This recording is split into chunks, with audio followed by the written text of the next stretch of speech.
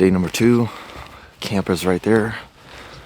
Nate and I are walking down to where we think the Gobbler and his 3 hens roosted last night. Yesterday after our hunt, we were driving back to camp and we drove past a longbeard and I believe 3 hens or so. And they're only a couple hundred yards below where we're camping. And then right here, 100 yards from camp, we saw a hen, a lone hen right here. And so it's about 5 o'clock, a little after 5. And we're hiking down to go and do a semi-blind roost setup. We don't know exactly where he's roosted, but we know the general area of where he's gonna be because when we saw them, they were on the ground, but it was only like 15-20 minutes before fly up. So Nate's the shooter. Steve's taking the day off because he did do some work yesterday.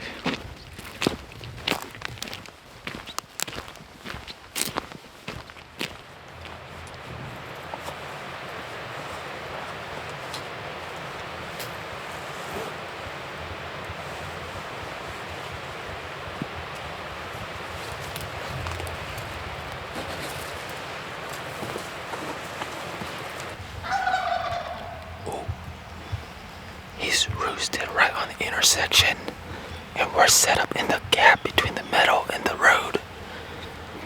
So it's a 50-50 gamble. They could fly down, walk down the meadow, or fly down and walk the road. Either way, if he's coming our direction, I think Nate can kill him regardless. We'll see. It's gonna be interesting. There's a lot.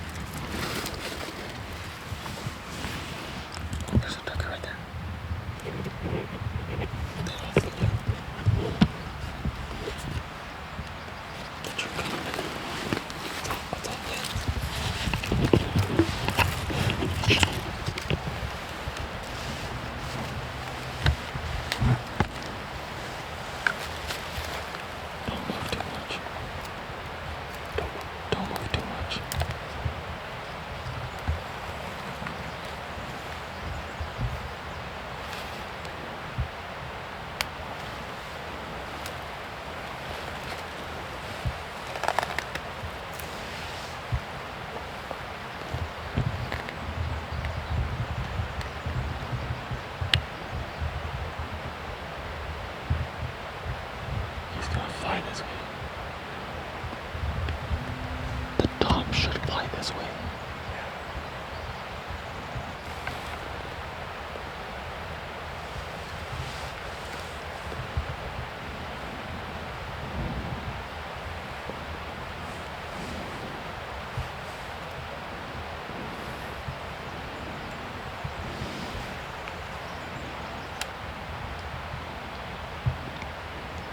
Three hens. What? 3 hens. These are all his hens. Unless we miss these ones. Are they coming this way? No, they're just feeding.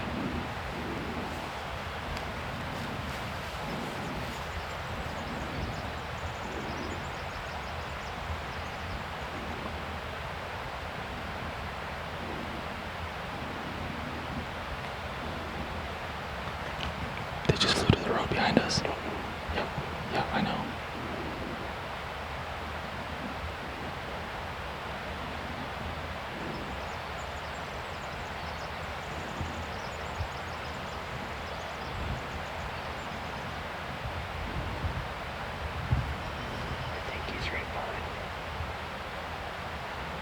It's a hen. I think it's a hen.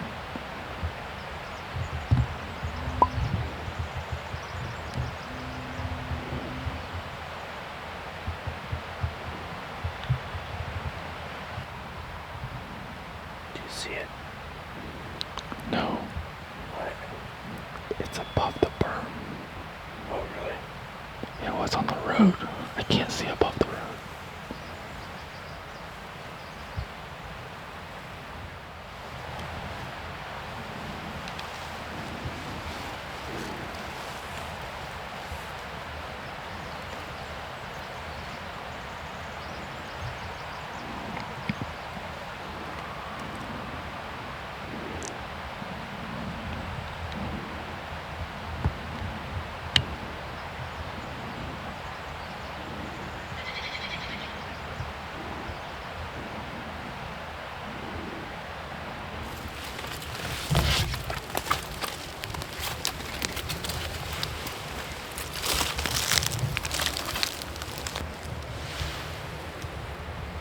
Yeah. And or Gobbler. Huh? And are they coming this way? It's a hen. Yeah, she's just feeding right at the intersection and heading down the road, it looks like. Okay. I mean, she's facing it. Yeah, I see her. No, I definitely see her. Looks like a redhead.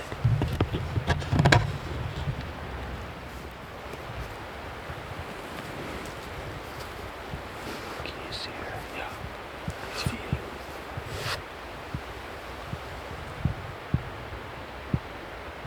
That might be a Jeep. He's got a red head.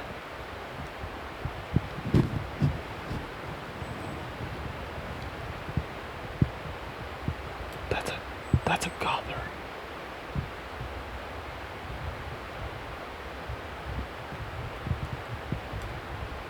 You don't see a mirror. I think it's a Jeep. I could be wrong.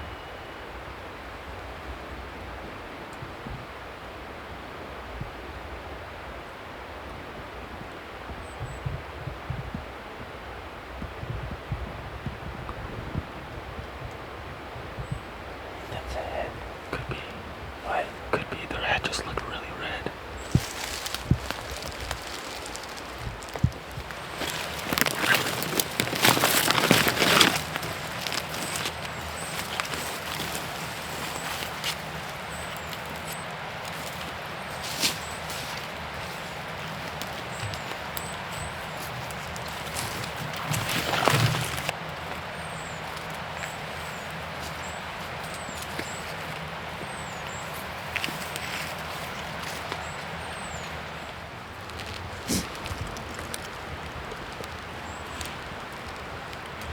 Are you ready? Ready?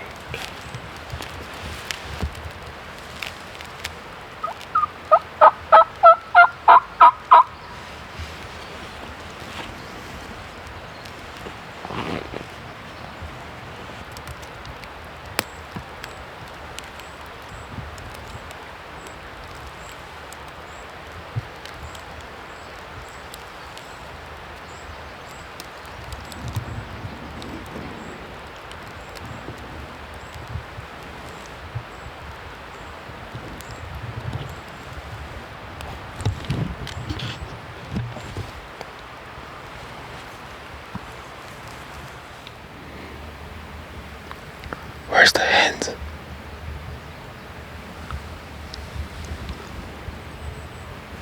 Are the hens here?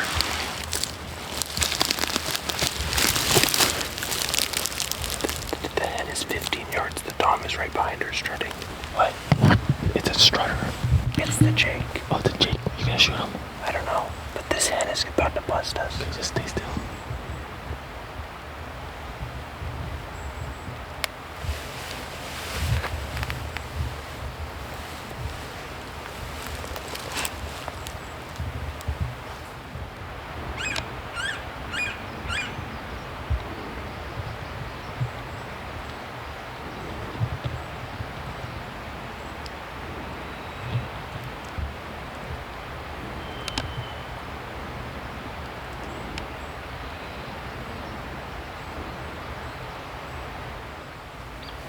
There's a hen right here. On our level, like 10 yards in front of us. Right in front of us. Yeah, in the brush, like 10 yards.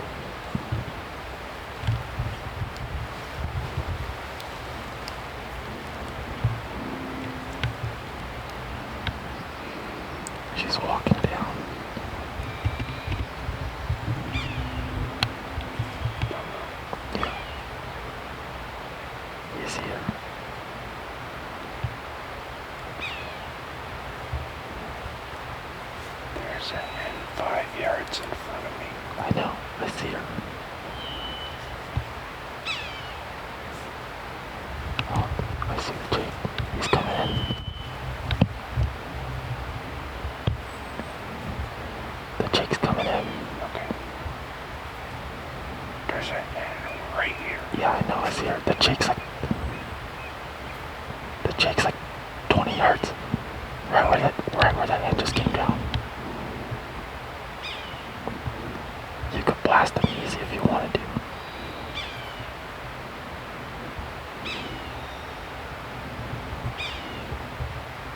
Do you see this hen? Yeah. I see the Jake.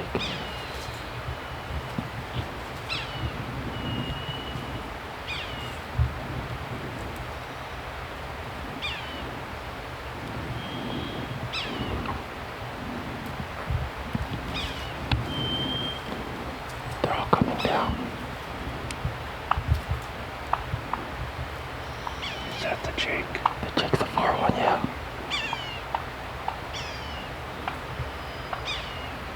Do you see him? Off the road. Yeah, off the road.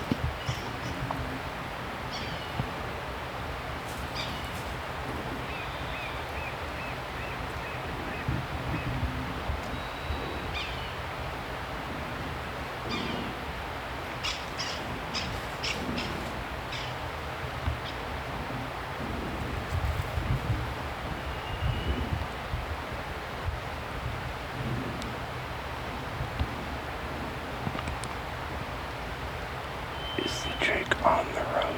No, he got off the road before she butted. I don't know where she is.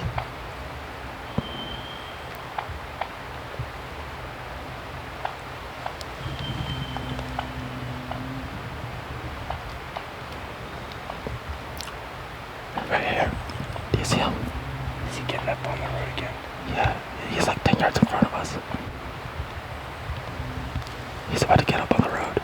You could blast him if you get up on the road. If you wanted to shoot him. I don't think I do. Okay, no, you're good. Just stay low. He's gonna walk right in front of you. I could call him over if you want to just get footage of him.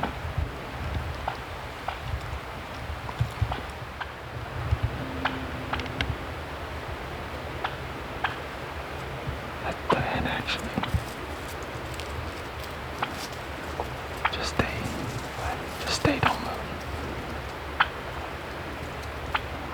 They're on top of the road. Yeah.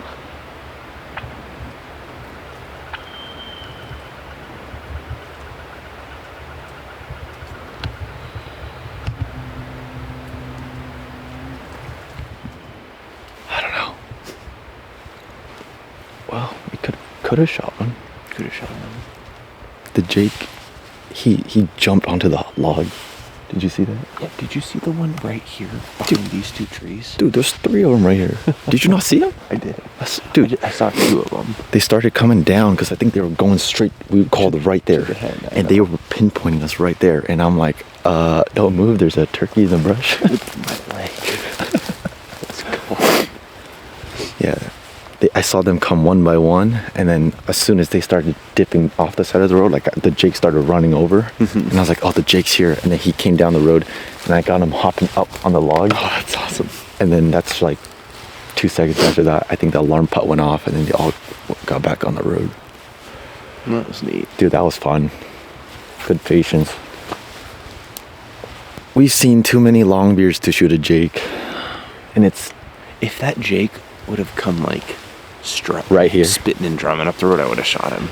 Oh, that's But what we had. were kind of ambushing, and that's not how I wanted to do it. We had the conversation yesterday. We were like, it doesn't matter if he's a Jake or Tom if he puts on a show. Like if Jake is spitting, drumming, gobbling like crazy, give him the hammer. But when it's just like that, where he's just casually like trying to one up the ladies, it's not really what we're after. So, well, it was eventful. It was worth getting up at 5 o'clock. We set an alarm for 4:40, snoozed 4 times before we got up. That looks so sick. Back to camp.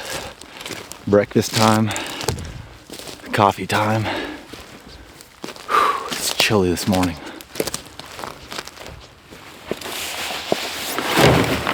So this is what we have been spending the past 2 nights. And this morning, obviously, got my tent. There's Steve and Nate's hotel.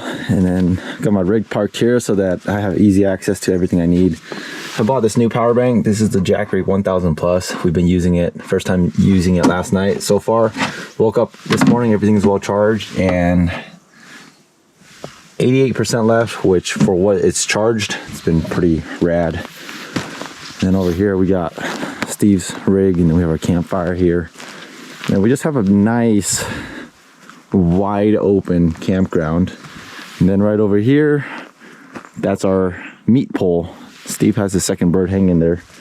Coffee time. Just spilled about 80% of your coffee. Beautiful. Break into the three supply. Whoa. Dude, what is that? What? Dude, you didn't take off the... You didn't take off the plastic. There's plastic? Uh-oh. Yes. I am... You gotta wait for that to cool down. Globally failing right here. Where did I put those? Good morning. What's up? What's happening out here? This Why does it smell like burnt plastic? Because it is burnt plastic. Oh, I see what you did. Set it on. I was looking at it and it was literally dripping fire, and I'm like, something's not right. It's a beautiful day to wake up tagged out. Wish I knew how that felt. It feels great. I slept in. Yeah. Still a little bit of...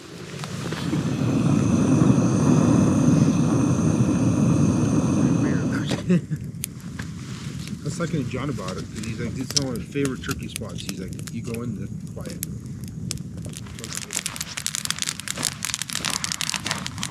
The more you hang out with Steve, the more you become like him. We're drinking coffee. Honestly, I love it because it's been chilly this morning, so something warm like this is good. Got a campfire going. We are in the morning low. I always tell people this. After fly down, you have about 2 to 3 hours typically where the turkeys go silent, because many times they're breeding hens and they just don't care about you at all. Of course, you can still get into them. They're just a little bit more tricky to work. Or if you can find a lone tom, he's pretty receptive, usually, or can be receptive to coming in. But we're back at camp. Gave our shot to the flock we saw down here just yesterday night. So it's just not what we're looking for. So we're gonna eat breakfast, drink, and then probably head back to the spot where Steve shot his 2 turkeys yesterday, because we know there's a bunch more turkeys over there.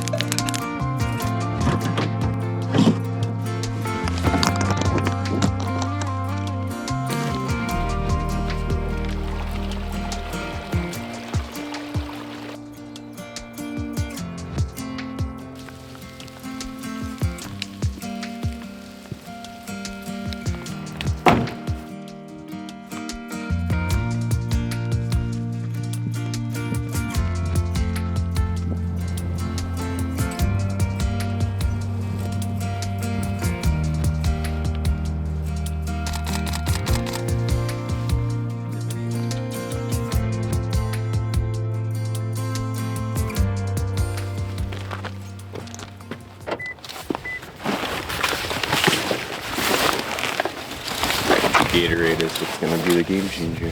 It is. Gatorade Blue gets the blue head.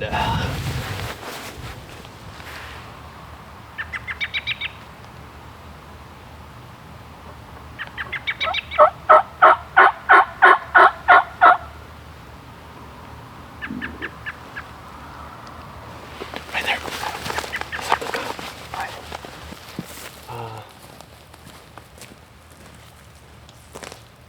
Nate, up here.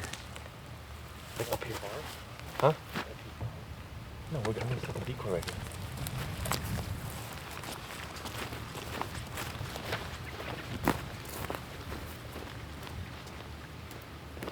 Those bushes right here.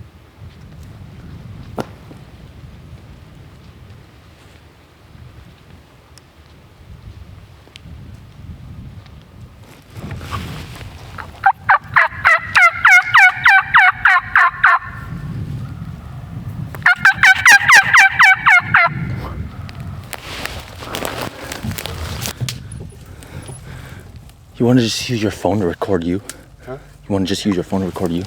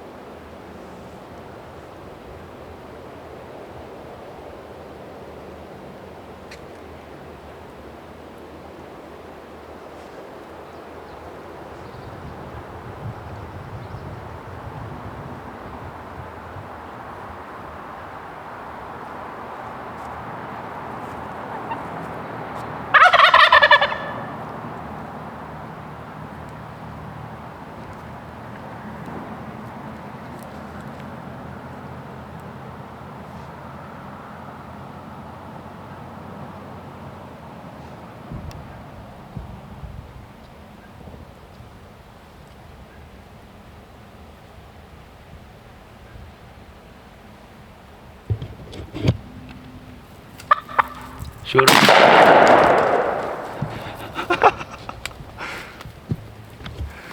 Dang, that was my bad, dude. I should have not called. I should have called. Dang it. Dude. I've never. Did you see he came behind the tree right here? I did. Before he. I don't know what your sight was. We have just been super rough on filming, but we have a bird down, but I'm just gonna cover my mistake right there. I called when I should not have called. He was already fully committed. He was willing to go down to the decoy, which if he walked down to the decoy, it would have been like a 35-yard shot, which is still in range, but he would have gave us a strut show.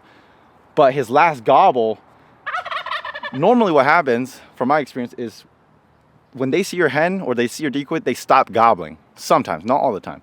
I'm pretty sure he saw the hen and he gobbled, but it threw me off. So I'm like, oh, maybe he doesn't see the hen. And again, I'm so far from the hen that I was like, if I make a call, he knows it's not that hen calling. There's something else over here. But I was like, this bird is so committed. I'm sure I was willing to bet that he was going to go to the decoy regardless, which he didn't. That was my mistake. I mean, my mistake for the footage's sake, but for the experience, that's exactly what it is. I called him right to his Nate's lap. Shot I've ever. He was like, what, 5 feet from you? Probably 5 feet. 5 feet? It was close enough to where I was worried about missing him because of the pattern of the shotgun. I just see that redhead pop through the brush, and I'm like, he's like 3 feet in front of Nate. Yeah. And I was like, I'm sure Nate's shaking. Not very far from the end of the barrel. Oh, so I was tucked in here behind this tree. My backpack's right there. Nate was right here, and the turkey walked up right here. So the turkey was right here. Nate was right there where his pack is. I mean, that's a literal 1, 2, 3, 4 steps. This turkey was 4 steps from Nate. And like I said, he walked up the road. He was spinning drumming right here, and I was hoping he was just gonna go down to the decoy. But again, my mistake. I've already covered it. Don't do what I did there. When you know he already sees your decoy, stop calling, because he's gonna come to the call instead. So that's a big bird. Dude, he's a big bird. It's a big boy. Look at this. This is a mature bird, dude. It's a great bird, dude. Oh my goodness sakes. Dude, you're gonna have a hard time topping that bird. I've never shot a bird with spurs this big. Look at that. They're sharp. And he's beautiful too. He's gorgeous. Oh man. He's gorgeous.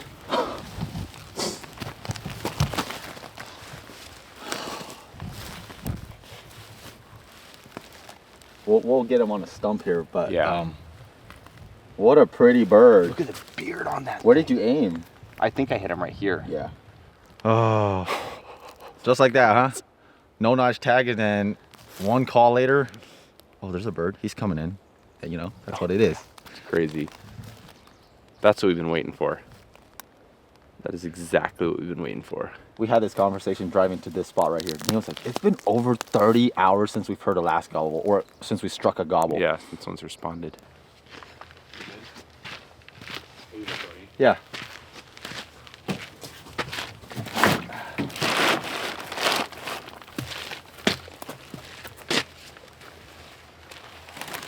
Beefy boy.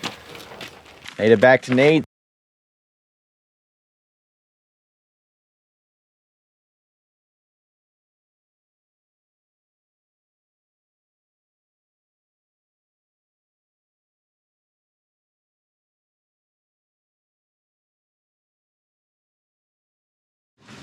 And then obviously here's the shop.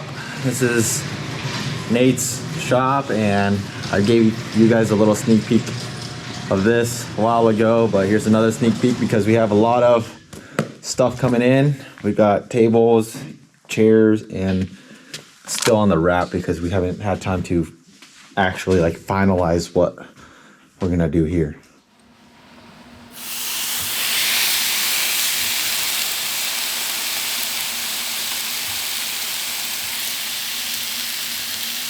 All right, we are in Nate's kitchen because we are cooking up the bison, and look at that. There's 2 deer right there. Nate has a feeder out just to have fun with the deer, help feed them a little bit. There's a doe and fawn, And Nate watched that fawn last year when it was first born and had all the spots, and now it's a much more mature deer, no more spots. So this is Nate's house. We're in the kitchen, and he just has a big yard, just kind of out in the mountains. 2 does there, and then the shop is back this way. That's where we're parked. But right now we're gonna come up here, get a sear on the bison backstrap, and we've got the oven going so that we can cook it more. And once we're done with this, go back out to the shop, cook over there, finish the recipe over there.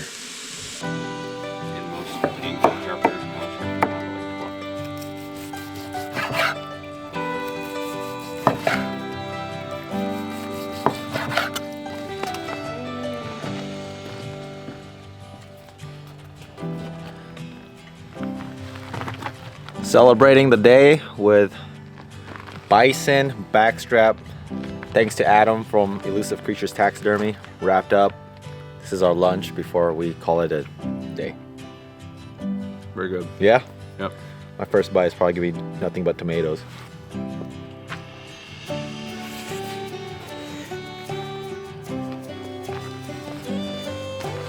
It's so fresh.